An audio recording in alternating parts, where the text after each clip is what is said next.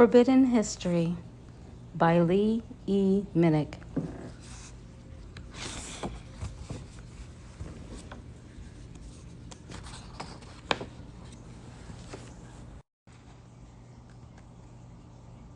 Edited by Lee and Ashley Minnick.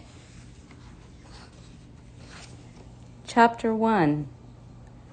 A Pre-Columbian History.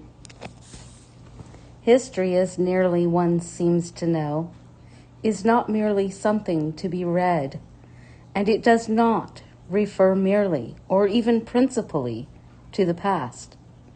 On the contrary, the great force of history comes from the fact that we carry it within us, are unconsciously controlled by it in many ways, and history is literally present in all that we do. James Baldwin. If we are to understand where we came from, we must first begin with who came before us. Most people, when presenting American history, start with good old 1492. But if we are to understand the first European immigrants to this country, then we must know their story and why they left home. The Protestants certainly were not the first or only Europeans to have landed on these shores, but since they made up the bulk of early immigrants to settle what would become America, we will focus on their past. To do so, we must go back hundreds of years before Columbus landed. To the Protestant Reformation we go, a story of people under oppression who took it upon themselves to wake up and shake off their chains. Understanding why the Protestants journeyed to America requires understanding what they were running from. According to some textbooks in schools today, they came here looking for gold. Such views successfully paint the people out to be gluttonous little money-grubbing chiselers. Such generalities may hold true for the Spanish Catholics, specifically the Jesuit order, but not the people we are addressing. But what could make a group of Christian Protestants risk life and wealth to run away from other Christians? Enter stage left, the Roman Catholics. After the fall of the Roman Empire, Europe and the areas that surrounded it were in turmoil. There was a constant power struggle going on between the Turks under Islamic rule and the leftover Roman Empire, Byzantine, that had Constantine at the helm, who supposedly abandoned his Roman paganism for Christianity. Or did he? Christianity, from the resurrection of Christ until the rule of Constantine, had many different sects and churches, some good and true to the faith of Christ's disciples, others not so much. But this emperor decided to unify his conquered land and those various Christian faiths under the banner of a new unified version, a single religion to rule over the hearts and minds of men, a church of the state. He ended the practice of torturing, persecuting, and murdering of Christians, which makes him a good guy, right? Well, not exactly. As emperor of the Roman Empire, he signed the Edict of Milan, which supposedly brought an end to the age of martyrs, which had begun after Jesus' death. After unifying the German Roman Empire under his rule in 324 AD, Constantine rebuilt his seat of power in the largely Christian Byzantium, which was renamed Constantinople, Istanbul, Turkey today.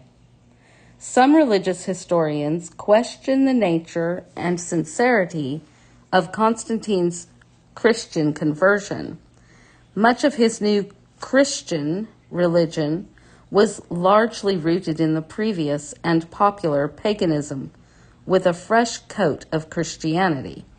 It was essentially Christian in name only.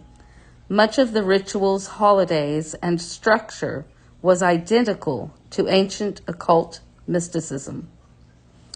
Author's note: while this is not a religious study, our history and historical figures have always had religion, religious faith, and religious motives dictating events. The history of humanity is the religions of the world. Human history is rooted in faith and worship. Worshipping what or whom and by whom has its fingers on everything throughout the majority of centuries past, even if we today feel ourselves elevated above the ancient hocus pocus. We are not, by the way. We've merely adopted the ancient alternative under a modern guise as the replacement. History of Christianity. So, was all this done out of zeal and excitement of the Roman emperor's newfound Christian faith, or was it done for a more sinister pagan attempt of domination and consolidation of power? Regardless, he would endeavor to merge Christian characters with pagan mythology. The pagan images of Semiramis, Ishtar, with her bastard, baby Tammuz, were renamed Mary and Jesus. What proved tricky in merging a monotheistic worship with a polytheistic one was convincing pagans they didn't have to stop worshiping their various gods and goddesses. They simply needed to pray to them under different names. Thus, the gods became saints. Instead of them praying to their god of the travelers, they would pray to the saint of the same. Instead of their praying to the god of the sea, they, by law, would now pray to the saint of seafarers, etc. Pagan festivals were given Christian names. Their winter solstice festival of Saturnalia was renamed Christmas. The spring fertility festival of the goddess Ishtar was renamed Easter. Ishtar in Gaelic is Eastre.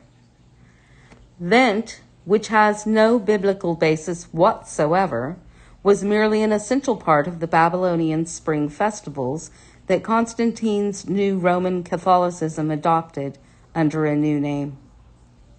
Ancient paganism was given a fresh new Christian makeover. Most pagans would accept the superficial adjustments, while the Christians who did not were put to death in the most brutal of ways to send a clear and concise message. Don't dare challenge the new pagan church-state order. Constantine would fuse mystic symbols, pagan religious states, and numerous unholy rituals into the early faith, thereby corrupting it entirely. Many of these various corruptions and alterations of Jewish Christian founding history has remained to this very day being practiced and participated in spite of, but mostly from ignorance. Josh Muglia, in his book Idolatry, had this to say about ancient mythology. Many traditions in many cultures around the world are derived straight from idolatry that was practiced long ago, and the practices were handed down through generations until oftentimes people lose the understanding of the traditions they hold, but continue to ignorantly participate in pagan rites and rituals without knowing it. Precisely. Engagement without acknowledgement. History holds importance in many regards, perhaps none so more than faith and strongly held belief systems. Despite what some historical accounts would claim, Catholicism did not Christianize the pagan religions of Constantine's empire. In fact, the reverse is probably more true. The new Roman Catholic ruling power polluted Christianity with the mystery religions of old. It was good politics after all. With his religious councils, they compiled many texts to form what we know today as the Bible. His first council of Nicaea in 325 AD decided what books to include and which Hebrew texts to exclude. Important recognized manuscripts like Enoch, Jasher, and Jubilees would eventually be removed. His new Christianity became the Roman Catholic Church, given dominion not only over the people, but also over the many kings of Europe that struggled to exercise their own authority and desires over the people. Over the years, Catholicism would increasingly move further away from even the appearance of spiritual roots in Judaism and Christianity. One could claim the Roman Empire simply consolidated into the Roman Church. Pagan rituals and worldly power became the object over spiritual obedience to God. You will know them by their fruits. The Vatican owns more real estate than anyone in the world today. The early church suffered continual controversy, as it does today. The early Christians had followed the Jewish calendar and celebrated the death of Christ on Passover, which was the 14th of Nisan, the first month of the Jewish year. Early Jews and Christians became incensed when the church leaders in Rome introduced pagan Baal worship into the same time known today as Easter. This essentially divorced itself from Jewish traditions. It also replaced the pagan celebration of Nimrod Tammuz's birthday, December 25th, with the birth of Christ. Researchers claim, using astrology software, that Christ's birthday was on September 11, while others, like Edgar Cayce, say it may have been sometime in the spring. An exact date of birth is still a point of controversy. We may never know. Constantine inaugurated a hostile policy toward unconverted Jews. The death penalty was ordained for those who embraced their Jewish faith over Roman Catholicism, as well as for Christians. Simultaneously, an edict was issued forbidding marriages between Jews and Christians and imposed the death penalty upon any Jew who should transgress this law. Today, the Bishop of Rome is called the Pope, ever since Constantine retained the title of Pontifex Maximus until his death, a title past emperors bore as heads of the pagan priesthood.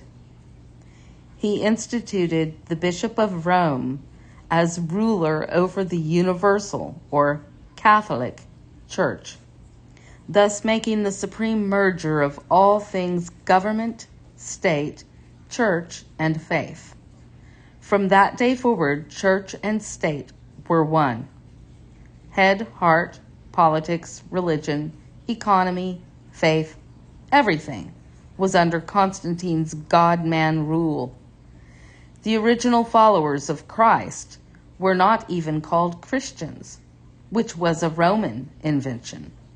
They were known as the Nazarenes, called Nazarene, and they worshipped Yeshua, HaMashiach. Thus, only a few hundred years after the death of Christ, the pagan Romans successfully hijacked an entire religion. Most theological seminaries today aren't teaching this material to today's pastors and spiritual leaders, and many, if not most, American atheists today believe Christianity began with Catholicism, which it didn't, and every atrocity perpetrated by pseudo-Christians in the past was done at the hands of Protestants, which they weren't. Disinformation is readily available anywhere and in every aspect of life, including religion, history, anything with human fingerprints on it. In 321 AD, the Christian Constantine praised Apollo, the sun god, worthy of the worship on the first day of the week, and decreed the official day off for the empire as Dies Solis, the day of the sun. This practice had roots in the ancient worship of Baal, or Nimrod, the Babylonian king, after he died and was proclaimed to have ascended to the sun. Nimrod is considered the first Antichrist in human history. He was the Hitler of the ancient world and son of Cush, who was the son of Ham.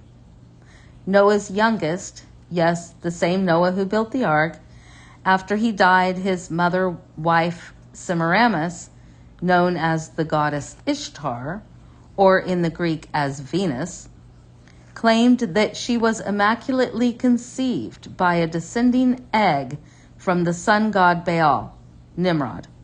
The illegitimate son she gave birth was Tammuz, who was especially fond of rabbits.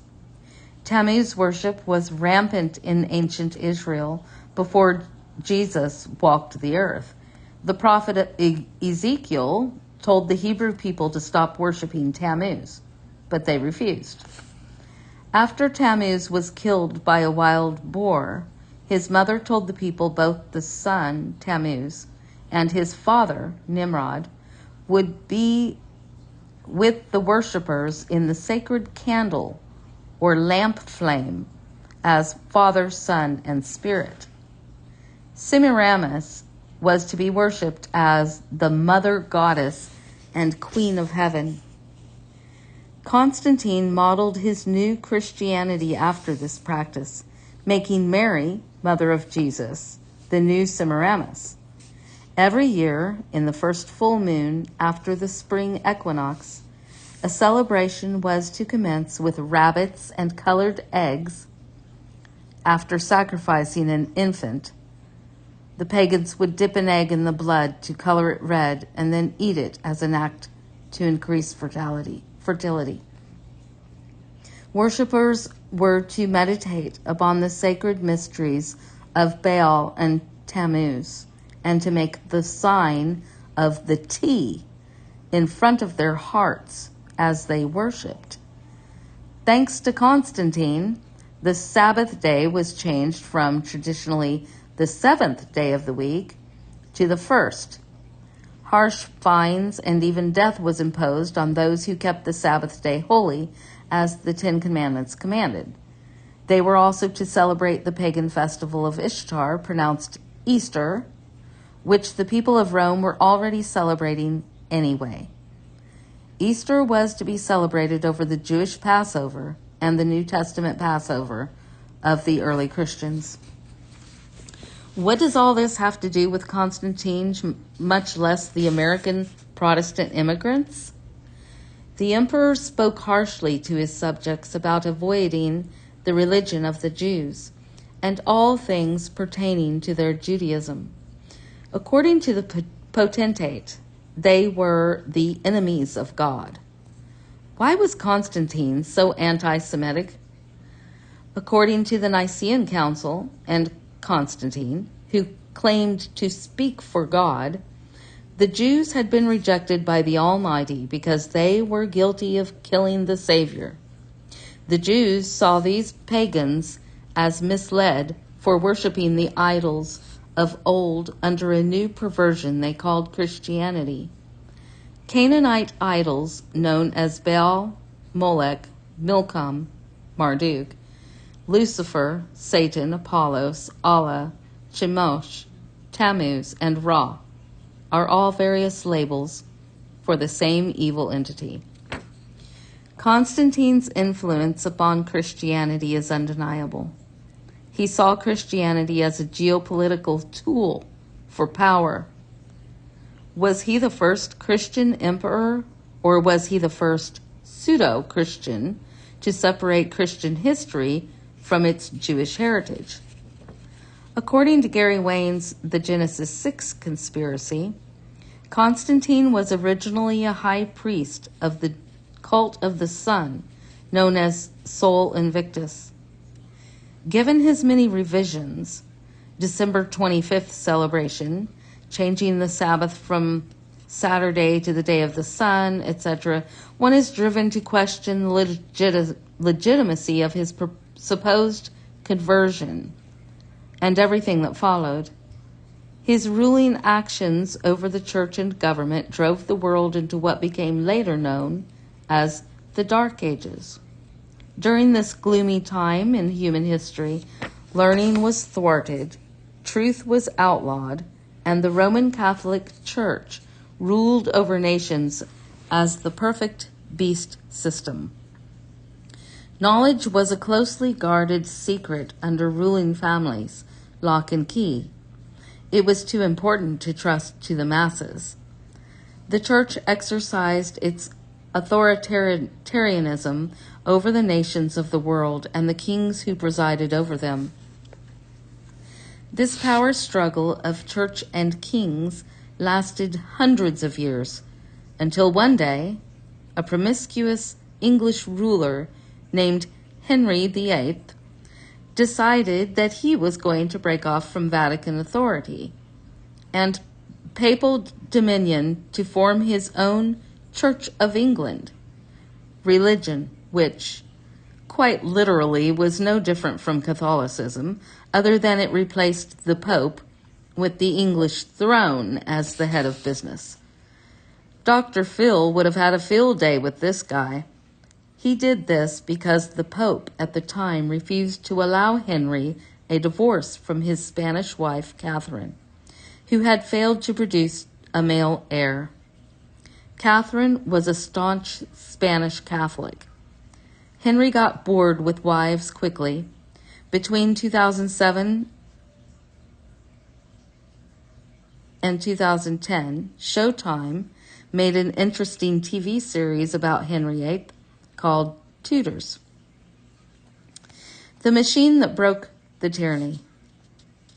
About this time, there was a huge development that threw the world on its head: the printing press. Every so often, an invention would hit the world stage and cause an already existing struggle to become a massive conflict. Printing press, cotton gin, internet. The most beloved, popular, and in many ways super top secret book of the time could be mass-produced instead of being handwritten in Latin, Greek, and so on. The Bible was now being made available to the masses in their own language. God's word refused to be hoarded by the religious bullies and educated few who had sole propriety in reading, translating these collected religious texts called the Bible. The only people being educated to read it were those studying to be the clergy, after all. Despite religious and governmental attempts to suppress, demonize, and prohibit people from obtaining copies, word was getting out. The truth would not be owned by the privileged few any longer. The Reformation started slow. Many were being imprisoned, burned, and tortured if ratted out by neighbors or caught by religious authorities, not unlike Germany in the 1930s. Everyone from the Waldenses to John Wycliffe, Huss, and Jerome, to Martin Luther, Swiss reformer Ulrich Zwingli, John Calvin, William Tyndale, and others were all at some point persecuted, banished, tortured, or killed. Their crime? Promoting Christ's teachings from the Bible outside the Catholic papal authority. If you weren't part of their club, you could not teach their gospel, period. By bucking their beast system, these earlier Protestants were labeled heretics of the worst order. Truth is an evil person's worst fever. Human beings in power, no matter what economic, political, or religious guise, do not like entertaining the idea of losing their power. But the heretical followers of these early evangelists grew nonetheless. These Christian reformers, labeled as Protestants, would in time become the first mass immigrants to American soil, with the exception of the Native Americans, who arrived thousands of years before, possibly by flight. But that's a different story for a different book. Most people today are not aware of the scientific findings of Anglo-Saxon remains found in America that predate even the native ancestors crossing the supposed land bridge. Research the Kennewick Man. That is, if you put faith in such things as the carbon dating system. Yes, even scientific certainties require an ample amount of faith. So what could drive a person to want to leave the safety and security of home for a place so far away on a journey they might not live to see the end of? Hope and faith, courage and divine trust. These people, these Protestants, regarded their faith as a priority. They were looking for a place to live and worship in peace without fear of persecution by Roman Catholic Dominicans. More importantly, they wanted to instruct their children without the world's bad influences. Many had left their various homelands to settle in places like the Netherlands and Scandinavia because word got out the Dutch did not care what your religious beliefs were as long as you were productive members of society. But the Protestants soon found their religious sanctuary in the Netherlands posed other threats not of sword or fire. They quickly discovered the secular Dutch society around them was beginning to have a negative effect on the religious piety of their children, which smacks of the Amish struggle against the English-American culture. The materialism of Dutch culture was rubbing off on their offspring, and for the pious pilgrims, this was unacceptable. I often wonder how many American parents today, with our stuff-driven society, would find themselves understanding the plight of these pilgrims of then. So what drove the descendants of the original reformers to risk everything, to abandon their side of the pond to unknown shores? These were the most hated, demonized persons of their time. Many of their descendants still are in many places of the world today. The ruling class media of their time and the popular church all denounced them as wicked, evil, and doomed to burn in hell for perverting the popular religion of that time, papal-led Catholicism. We must understand context if we are to understand history as a whole. Generalization is a dangerous friend when coupled with ignorance. Columbus would not be the first European to have discovered the Americas by a long shot. Leif Erikson did it 400 years before Columbus. The majority of the mariners of his day believed the earth to be a flat disk. That is, until Pythagorean ideas became the accepted alternative through Copernicus, Galileo, and later Sir Isaac Newton, all nefarious worshippers of spurious sciences. The fear of sailing off the edge of the world, never to be seen again, had been popularized and propagated by, that's right, the Roman Catholics. They did not know what the Axis and Allied powers would discover after World War II, which was a giant 200 to 300 foot ice wall. Many others who knew this had landed across the pond long before this Catholic Italian's journey. But his was the expedition that was all the talk in Europe, and soon word spread of a vast, untamed, untouched, uninhabited, though it was, land of resources and promise. There is presently great debate over who and what Columbus' mission was regarding the continent across the sea.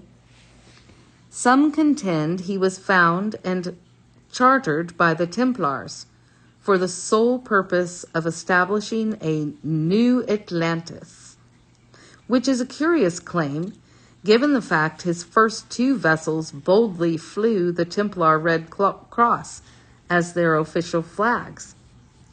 Gary Wayne lays out a thorough account of how the Sinclair clan of Scotland, called the Order of Herodin, was responsible for the Italian Columbus and his travels to a new world to found a golden age in a land of promise that would become a hub of ancient knowledge to dominate the entire world.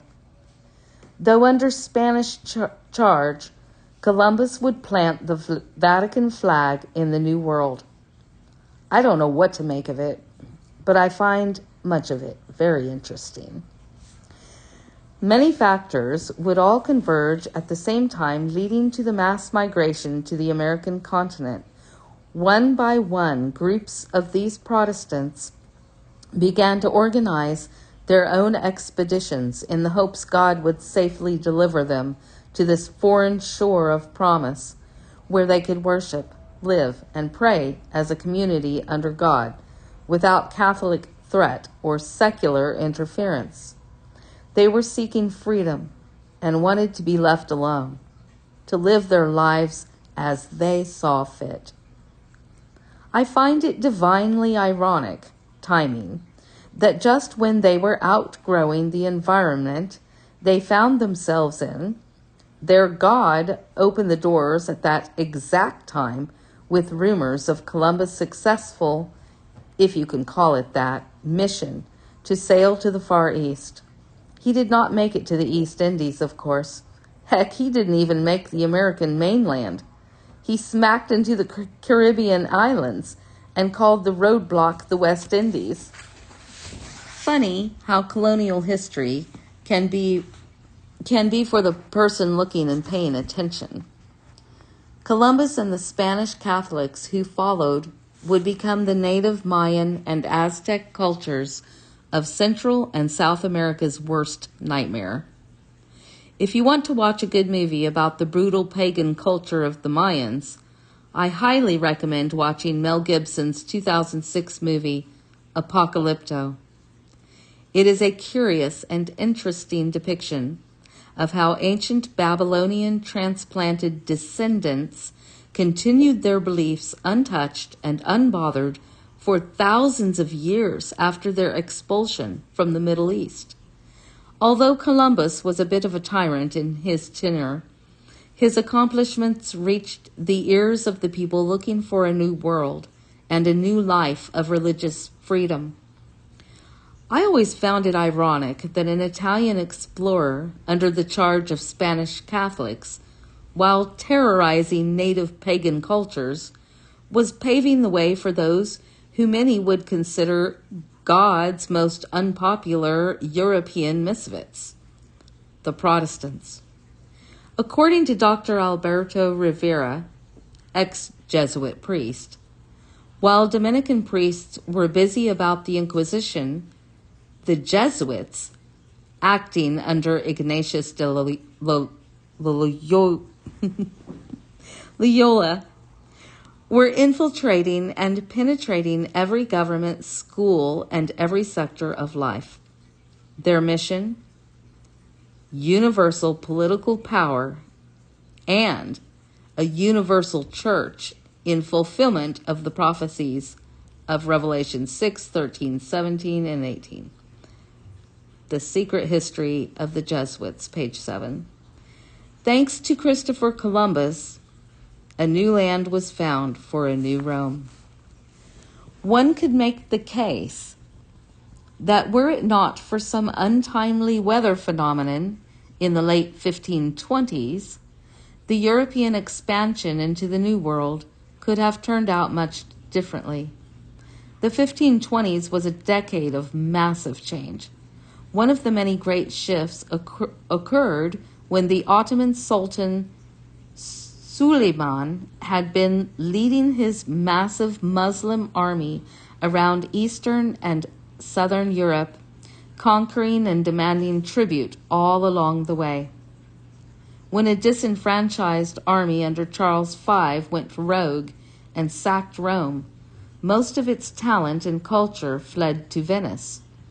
By 1529, the Sultan was marching his massive army towards Venice to capture and install his choice of Ferdinand, Charles V's brother, as emperor. But the summer was unseasonably rainy. The sudden summer moisture had slowed Suleiman's army just enough to give the garrison in Venice time to swell to 23,000 men, 8,000 of which had arrived the city only 3 days prior. The Ottomans were repulsed and Western European culture saved. Had Ottoman Muslims been successful, it is likely England's Henry VIII would have been granted permission for his divorce, like every other European monarch under similar circumstances, thus eliminating the Anglican Church and the Protestant Reformation, which was directly benefited from Henry's plight with the Pope. This changed not only the entire landscape in Europe, but altered the continental future of the wild, untamed, as in lacking modern European advancements, lands in America, all thanks to freakishly above-average rains. As Theodore K. Raab, professor of history at Princeton University, put it, with religious antagonisms subdued, Spain would not have aroused such enmity elsewhere in Christian Europe, and she would have been able to develop her empire in the New World, largely free of the hatreds that eventually had propelled her challengers. Today, as a result, all Americans, North and South, would have spoken Spanish, if only had it not been such a wet summer. Also, in the 1520s, Spanish conquistador Hernan Cortez toppled the Aztec Empire by taking Tenochtitlan, today's Mexico City. How could so few men have brought down an entire civilization? Answer: help and good luck. Cortez narrowly escaped death in Alexander the Great type fashion. Were it not for one of his brave Spaniards, Cristobal de Olea, who killed the 4 Aztec natives, dragging Cortez away at the expense of his own life, there may have been no future Mexican conquest for Cortez, who would have surely had his heart ritualistically ripped from his chest. Had Olea been slightly more of a coward, Cortez would have had his face and hands flayed and tanned like the rest of his 68 companions, who had been taken prisoner and sacrificially murdered by the Aztecs.